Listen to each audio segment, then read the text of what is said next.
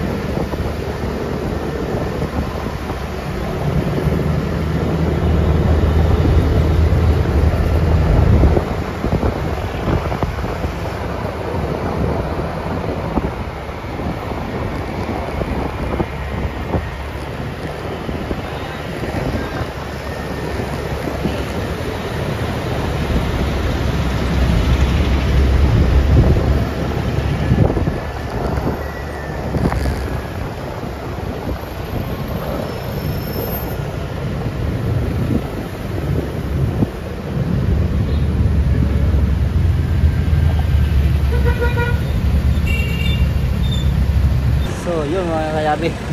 Nandito tayo mga kayabi sa San Miguel Avenue mga kayabi. Yung building na yan, nandun sa 4th floor yata yung sasakyan na yun. So ngayon mga kayabi, kinakausap ni boss na kung pwede tayong pumasok dahil pupunta natin yung Starix. So yun mga kayabi, ang tabay lang. So umalis tayo doon mga kayabi ng 9:30. Dumating tayo dito mga kayabi ng alas 10. So kalating oras lang mga kayabi. So yun mga kayabi, nandito na tayo mga kayabi. Arrive na tayo dito mga kayabi sa Starix.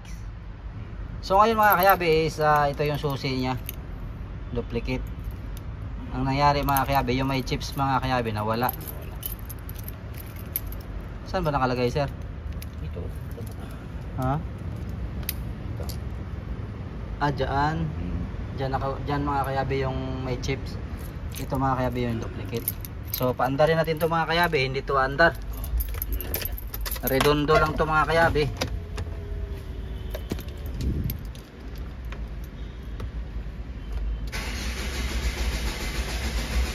Ayan mga kayabi, redondo lang siya. So ayaw. Ganyan lang siya. Hindi siya mapaandar kasi walang chips yung ano, yung susi ko eh.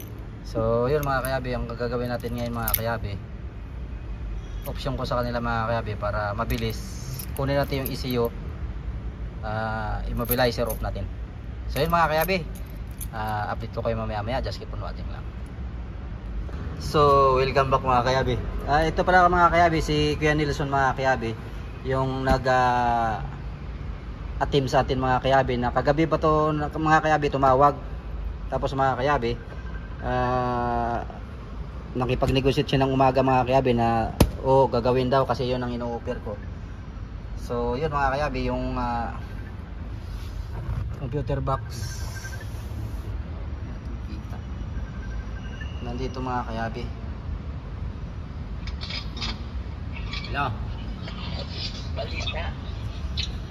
Andito nag-ano yung inaayos pa namin. Andito yung panggagawa. Yes. Ano na lang yung salita nila. Hindi pa kami nag-uusap na maayos. Basta sinabi ko lang. So yun mga kayabi, binakbak na natin mga kayabi. Yan mga kayabi, nandito lang nakatago yung ginto mga kayabi. Ito. So ito yun mga kayabi, yung ating kukunin mga kayabi, yung ECU. Kukunin natin yan, tapos dalhin natin sa Maynila. So babaklasin ko muna mga kayabi, just keep on watching lang. So yun mga kayabi, natanggalan natin mga kayabi yung ECU ng Starix BGT mga kayabi. BGT ito sir, no? Yan mga kayabi, yung kanyang compartment mga kayabi sa ilalim. Basic lang naman yung mga kayabi, paano mo tatanggalin. Tatanggalin mo lang tong mga nakasagabal dito para matanggal mo tong plastic mga kayabi ito.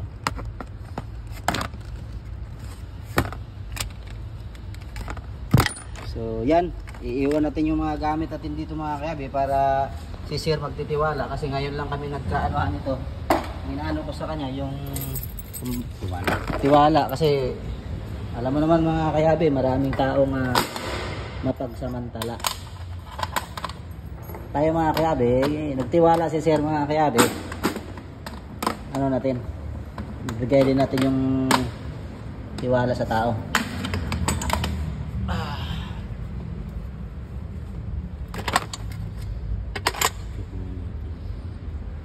So yun mga kayabi, update ko kayo mamaya mga kayabi, just keep on watching.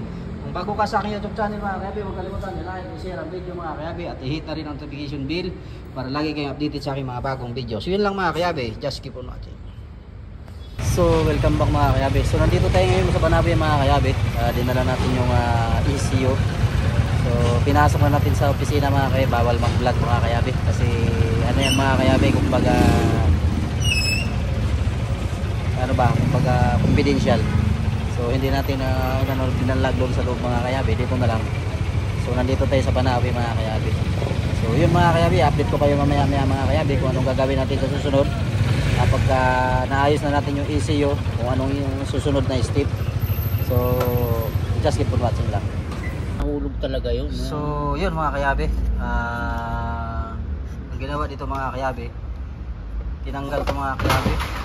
Tapos may tinanggal sila dito mga kayabi na chips ng immobilizer. So ngayon mga kayabi, ito na, may pinabitan pa nga nila ng ano to mga kayabi, warranty. So ngayon sasalpak na natin dito mga kayabi, balik na natin dito sa sulok. Tapos ito tornilyo muna natin. So yun mga kayabi, kinabit na namin yung ECU. Ngayon mga kayabi, yung sa immobilizer mga kayabi,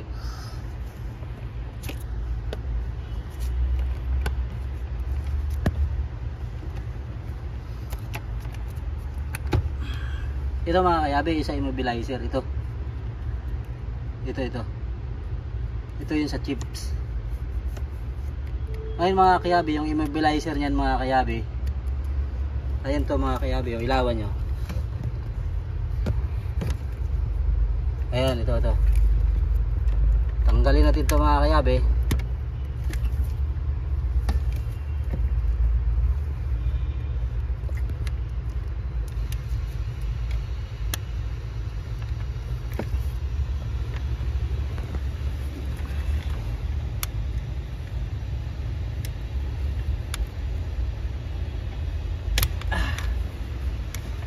Ayan mga kayabi, tanggal na yung mga kayabi. Ano.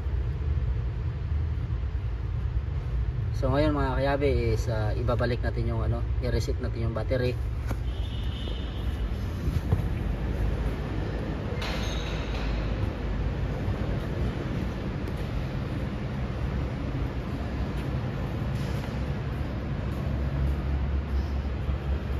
Pailaw nga ako kuya.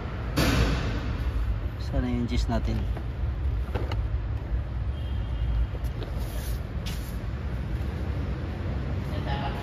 Ah.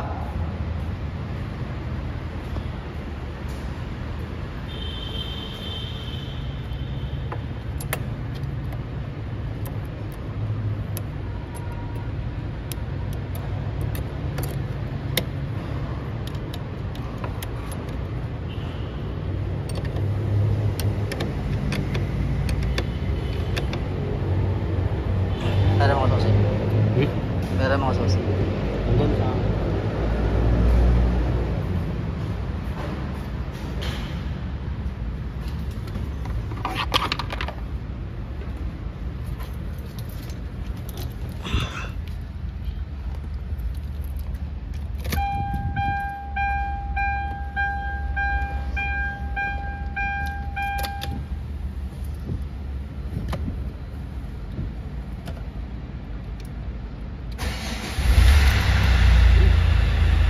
So, yun mga kayabi.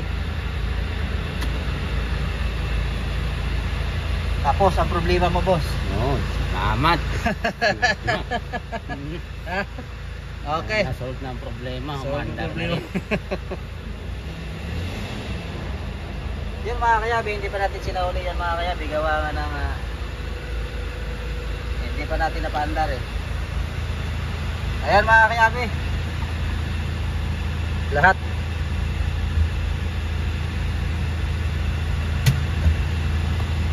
Walang ilaw. Sa pinto na yan mga kayabi.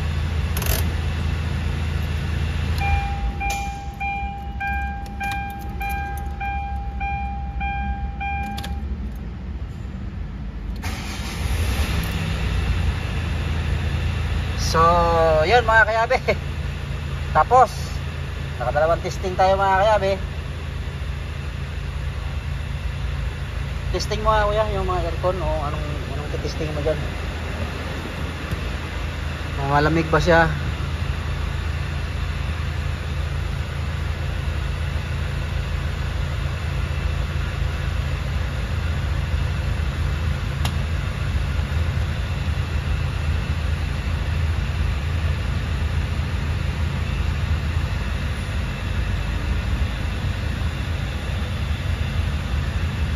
Malamig kuya. Number ko na para mabilis. So yun mga kayabi, mga ano pa yan mga kayabi, ano? Mga wastag-wastag pa yan. Ang ginawa natin mga kayabi, tinuro ko nga sa inyo mga kayabi yung nasaan yung ano niya. Ito yung sa chip. Yung sa chip niya mga kayabi, ito yun sa immobilizer. Yung immobilizer mga kayabi, ayun yun. Ayun, nakatanggal na yun. Hindi na pwede ibalik yan. Kasi nakakundim na yan mga kayabi. Ayan.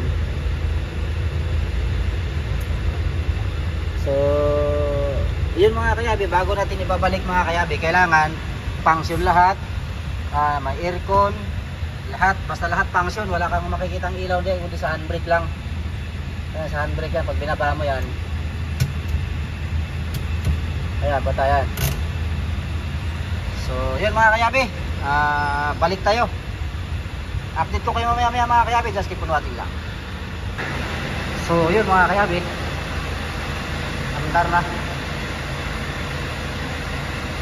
Tinanggal natin yung ECU mga kayabi, dinala natin sa Banawe, pina-immobilizer off natin. Ang ginagamit na nilang susi mga kayabi, yung ordinaryong susi na lang.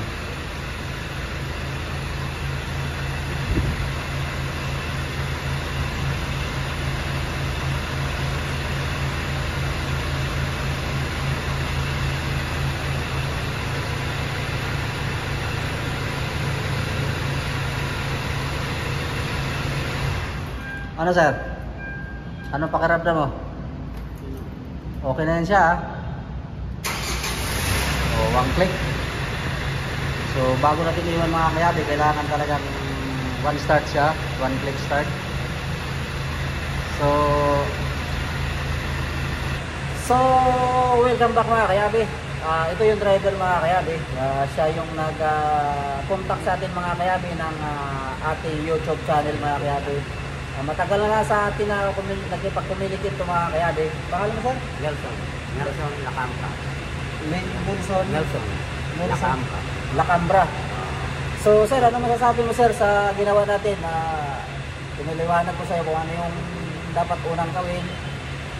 Ano masasabi mo ngayon yung susi mo na gagamit mo na ordinary susi? Ito nagagamit ko na yung ordinary susi na hindi na kailangan yung may tip pa. Oo. Ayan. Approve naman. Okay naman na siya. Kaya, saludo ako kay sir.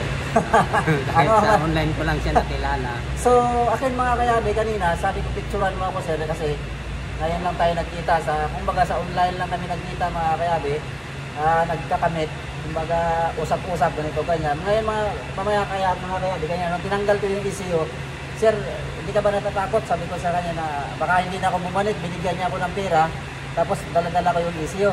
Sabi niya, tiwala lang naman ako sa iyo. Yan ang mga kayabe, yun ang magtitiwala sa inyo mga kayabe. Napaka-impress mga kayabe. Yun ang Tiwala. the best, yung tiwala. Binigyan ka ng tiwala ng tao, ngayon lang tayo nagkita. So yun mga kayabe, yun lang ang ginawa natin mga kayabe. Step by step, kinuha natin yung ECU.